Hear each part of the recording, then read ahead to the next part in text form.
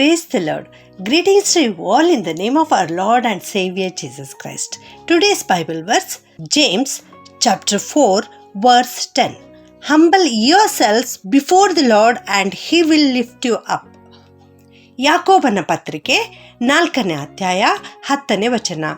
ಕರ್ತನ ಮುಂದೆ ನಿಮ್ಮನ್ನು ತಗ್ಗಿಸಿಕೊಳ್ಳಿರಿ, ಆಗಲಾತನು ನಿಮ್ಮನ್ನು ಮೇಲಕ್ಕೆ ತರುವನು. ಹೌದು, ದೇವರು ಇವತ್ತು ನಮಗೆ ತಗ್ಗಿಸಿಕೊಳ್ಳುವಿಕೆಯ ಬಗ್ಗೆ ತಿಳಿಸಿಕೊಡುತ್ತಾ ಇದ್ದಾರೆ, ದೀನತೆಯ ಬಗ್ಗೆ ತಿಳಿಸಿಕೊಡ್ತಾ ಇದ್ದಾರೆ. ನಮ್ಮನ್ನು ನಾವು ದೀನರಾಗಿ ಜೀವಿಸಬೇಕು ಎನ್ನುವಂಥದ್ದನ್ನು ದೇವರು ಇವತ್ತು ನಮಗೆ ತಿಳಿಸಿಕೊಡ್ತಾ ಇದ್ದಾರೆ. ನಾವು ಕರ್ತನ ಮುಂದೆ ನಮ್ಮನ್ನು ನಾವು ತಗ್ಗಿಸಿಕೊಳ್ಳಬೇಕು, ಆಗ ತಕ್ಕ ಕಾಲದಲ್ಲಿ ದೇವರು ನಮ್ಮನ್ನು ಮೇಲಕ್ಕೆತ್ತುವರು ಎನ್ನುವಂಥ ವಾಕ್ಯವನ್ನು ಇವತ್ತು ದೇವರು ನಮಗೆ ತೋರಿಸಿಕೊಡ್ತಾ ಇದ್ದಾರೆ. ಈ ವಾಕ್ಯ ಅರಸನಾದ ನೆಬೂಕದ್ನೆಚ್ಚರನ ಜೀವಿತದಲ್ಲಿಯೂ ಕೂಡ ನೆರವೇರಿರುವುದನ್ನು ನಾವು ನೋಡುತ್ತೇವೆ. ದಾನಿಯೇಲನ ಗ್ರಂಥ 4ನೇ ಅಧ್ಯಾಯ 34ನೇ ವಚನದಲ್ಲಿ ನಾವು ನೋಡುತ್ತೇವೆ, ಆ ಕಾಲವು ಕಳೆದ ಮೇಲೆ ನೆಬೂಕದ್ನೆಚ್ಚರನಾದ ನಾನು ಆಕಾಶದ ಕಡೆಗೆ ಕಣ್ಣೆತ್ತಲು ನನ್ನ ಬುದ್ಧಿಯು ಪುನಃ ನನ್ನ ಸ್ವಾಧೀನವಾಯಿತು ಎಂಬುದಾಗಿ ಅಲ್ಲಿ ಅವನು ಹೇಳ್ತಾ ಇದ್ದಾನೆ. ಹೌದು, ಮೊದಲು ಅವನು ತನ್ನನ್ನು ತಾನು ಕೊಚ್ಚಿಕೊಂಡಿದ್ದನು, ಹೆಮ್ಮೆ ಪಟ್ಟುಕೊಂಡಿದ್ದನು. ನಾನು ಸ್ಥಾಪಿಸಿರ್ತಕ್ಕಂತಹ ಈ ರಾಜ್ಯ ನನ್ನ ದೇಶ, ನನ್ನ ಬ್ಯಾಬಿಲೋನ್ ದೇಶ ಎಂಬುದಾಗಿ ಅವನು ಹೇಳಿಕೊಳ್ಳುತ್ತಾ ಇದ್ದನು, ಕೊಚ್ಚಿಕೊಳ್ಳುತ್ತಾ ಇದ್ದನು, ಹೆಚ್ಚಿಸಿಕೊಳ್ಳುತ್ತಾ ಇದ್ದನು. ಆ ಒಂದು ಸಂದರ್ಭದಲ್ಲಿ ಅವನ ಮೇಲೆ ಶಿಕ್ಷೆ ಬಂದಿತ್ತು ಪ್ರಿಯರೇ. ಶಿಕ್ಷೆಯ ಕಾಲ ಮುಗಿದ ಮೇಲೆ ಅವನು ತನ್ನನ್ನು ತಾನು ತಗ್ಗಿಸಿಕೊಂಡನು, ಆಕಾಶದ ಕಡೆಗೆ ಕಣ್ಣೆತ್ತಿ ನೋಡಿದನು, ಅಂದರೆ ದೇವರ ಕಡೆಗೆ ದೃಷ್ಟಿಸಿದನು. ಭೂಮಿ ಆಕಾಶಗಳನ್ನು ಉಂಟು ಮಾಡಿರ್ತಕ್ಕಂಥ ದೇವರ ಕಡೆಗೆ ದೃಷ್ಟಿಸಿದನು. ಆಗ ಅವನ ಬುದ್ಧಿ ಪುನಃ ಸ್ವಾಧೀನವಾಯಿತು ಎಂಬುದಾಗಿ ಇಲ್ಲಿ ದೇವರ ವಾಕ್ಯದಲ್ಲಿ ನಾವು ನೋಡ್ತಾ ಇದ್ದೇವೆ. ಇದಕ್ಕೂ ಮುಂಚಿತವಾಗಿ ನಾವು ಬ್ಯಾಬಿಲೋನ್ ಪಟ್ಟಣದ ಬಗ್ಗೆ ನೋಡೋಣ. ಆ ಬ್ಯಾಬಿಲೋನ್ ಸಾಮ್ರಾಜ್ಯವನ್ನು ಆಳಿರ್ತಕ್ಕಂಥ ಮಹಾ ಪರಾಕ್ರಮಶಾಲಿಯಾಗಿರ್ತಕ್ಕಂಥ ಅರಸನು ನೆಬೂಕದ್ನೆಚ್ಚರನಾಗಿದ್ದನು. ಈ ಬ್ಯಾಬಿಲೋನ್ ದೇಶಕ್ಕೆ ಮೊದಲು ಬಾಬೇಲ್ ಎಂಬ ಹೆಸರಿತ್ತು. ಆ ನಂತರದಲ್ಲಿ ಇದಕ್ಕೆ ಬ್ಯಾಬಿಲೋನ್ ಎಂಬುದಾಗಿ ಹೆಸರು ಬಂತು. ಬಾಬೇಲ್ ಅಂದರೆ ಗೊಂದಲ ಎಂಬುದಾಗಿ ಅರ್ಥ. ಪುರಾತನ ಕಾಲದಲ್ಲಿ ಆ ಬಾಬೇಲ್ನ ನಿವಾಸಿಗಳು ನಾವು ಒಂದು ಪಟ್ಟಣವನ್ನು ಕಟ್ಟೋಣ, ಈ ಆಕಾಶವನ್ನು ಮುಟ್ಟುವಂತಹ ಗೋಪುರವನ್ನು ಕಟ್ಟೋಣ, ದೊಡ್ಡ ಪಟ್ಟಣವನ್ನು ಕಟ್ಟಿ ಹೆಸರನ್ನು ಪಡೆದುಕೊಳ್ಳೋಣ ಎಂಬುದಾಗಿ ಅವರು ಆಲೋಚಿಸಿದ್ದರು ಎಂಬುದಾಗಿ ಆದಿಕಾಂಡ 11:4ನೇ ವಚನದಲ್ಲಿ ನಾವು ನೋಡುತ್ತೇವೆ. ಹೌದು, ಗೋಪುರ ಕಟ್ಟುವುದೇನೋ ಸಾಮಾನ್ಯವಾದ ವಿಷಯವೇ, ಆದರೆ ಅಲ್ಲಿ ಅವರು ಪಟ್ಟಿರ್ತಕ್ಕಂಥದ್ದು ಹೆಮ್ಮೆ, ಅಹಂಭಾವ, ಗರ್ವ, ಹೆಸರು ಪಡೆದುಕೊಳ್ಳಬೇಕೆಂಬುದಾಗಿ ಅವರು ಆಲೋಚಿಸಿದ್ದರು. ಆಕಾಶಕ್ಕೆ ಮುಟ್ಟಬೇಕು ಎಂಬುದಾಗಿ ಅವರು ಆಲೋಚಿಸಿದ್ದರು. ಇದು ಸೈತಾನನು ಅವರ ಜೀವಿತದಲ್ಲಿ ತಂದು ಹಾಕಿರ್ತಕ್ಕಂಥ ವಿಷಯವಾಗಿತ್ತು. ಹೆಮ್ಮೆ ಸೈತಾನನಿಂದ ಬರುವಂಥದ್ದಾಗಿದೆ. ನನ್ನ ಪ್ರಿಯ ದೇವಜನರೇ, ನಮ್ಮ ಜೀವಿತದಲ್ಲಿಯೂ ಕೂಡ ಹೆಮ್ಮೆಗೆ, ಗರ್ವಕ್ಕೆ, ಅಹಂಕಾರಕ್ಕೆ ಯಾವತ್ತಿಗೂ ಕೂಡ ನಾವು ಸ್ಥಳವನ್ನು ಕೊಡಬಾರದು.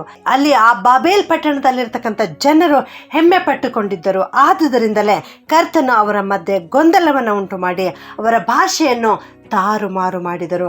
ಅವರು ಆ ಪಟ್ಟಣವನ್ನು, ಆ ಗೋಪುರವನ್ನು ಕಟ್ಟುವುದು ಅಷ್ಟಕ್ಕೆ ನಿಲ್ಲಿಸಿಬಿಟ್ಟರು.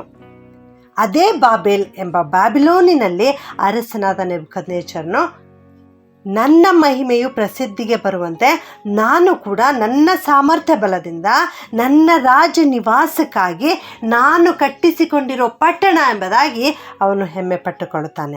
ದಾನಿಯೇಲ 4:30 ನಾವು ನೋಡ್ತೇವೆ, ಮಹಾಪಟ್ಟಣವಾದ ಈ ಬಾಬೇಲ್ ಎಂಬುದಾಗಿ ಅವನು ಕೊಚ್ಚಿಕೊಂಡನು ಎಂಬುದಾಗಿ. ಆದ ಕಾರಣ ಕರ್ತನು ಅವನಿಗೆ ಶಿಕ್ಷೆಯನ್ನು ವಿಧಿಸಿದನು. ಕರ್ತನು ಅವನನ್ನು ಮನುಷ್ಯರೊಳಗಿಂದ ತಳ್ಳಿಬಿಟ್ಟನು, ಮೃಗಗಳೊಂದಿಗೆ ವಾಸಿಸುವಂತೆ ಮಾಡಿದನು, ದನಗಳಂತೆ ಹುಲ್ಲು ಮೇಯಬೇಕಾದಂಥ ಪರಿಸ್ಥಿತಿ ಅವನಿಗೆ ಬಂತು. ಅವನ ಕೂದಲು ಹದ್ದುಗಳ ಗರಿಯಂತೆ ಬೆಳೆದವು ಪ್ರಿಯರೇ. ಅವನ ಉಗುರುಗಳು ಹಕ್ಕಿಗಳ ಉಗುರಿನ ಹಾಗೆ ಬೆಳೆದವು. ಅವನ ಶರೀರ ಮಳೆಯಿಂದ, ಇಬ್ಬನಿಯಿಂದ ನೆನೆಯಿತು ಪ್ರಿಯರೇ. ಅವನು ಚಿತ್ತ ಭ್ರಮಣೆಗೆ ಒಳಗಾದನು. ಅವನ ಮನಸ್ಸು ಅವನ ಸ್ವಾಧೀನದಲ್ಲಿ ಇರಲಿಲ್ಲ. ಹೀಗೆ 7 ವರ್ಷಗಳವರೆಗೆ ಅವನು ಪ್ರಾಣಿಯ ಹಾಗೆಯೇ ಇದ್ದನು ಪ್ರಿಯರೇ.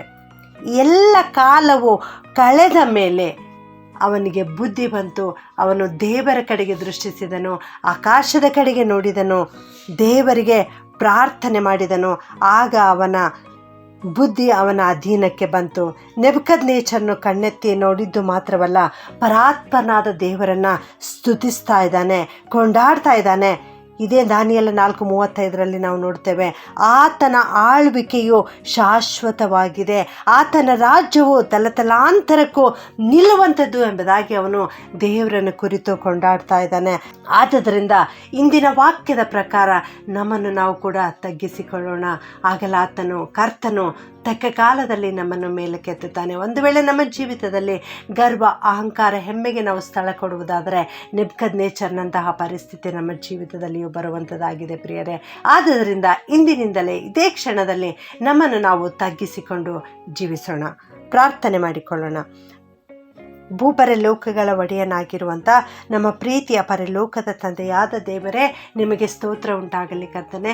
ದೀನತೆಯ ಕುರಿತು ಇವತ್ತು ನಮಗೆ ತಿಳಿಸಿಕೊಟ್ಟಿದ್ದೀಯಪ್ಪ, ಅದಕ್ಕಾಗಿ ಸ್ತೋತ್ರ.